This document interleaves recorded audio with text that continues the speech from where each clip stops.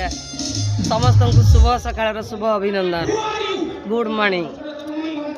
अच्छा कहले देखी हनुमान सिंदूर कहीं पिंधुंती जान ना से कथा सीता माँ स्नान सरिके आसुले हनुमान को बहुत भोक लगुला हनुमान माँ को खाइबा मागिले माँ कहले टिके रही जा मु ते खाइबा देवी हनुमान भाविले मते भोक हेले तो माँ सांगे सांगे खाइबा दियंती आ कौन कहते टिके रही जा हनुमान लुचिक जाई देखिले सीता माँ कौन कर सीता माँ कौन कर मुंडरे ओढ़ना दे बसी सिंदूर पिंधुंट हनुमान आश्चर्य हो गले माँ मत खाइबा न दे सिंदूर पिंधुंट तापर सीता माँ आसले हनुमान को डाकिले आस खाइब हनुमान कहले अच्छा माँ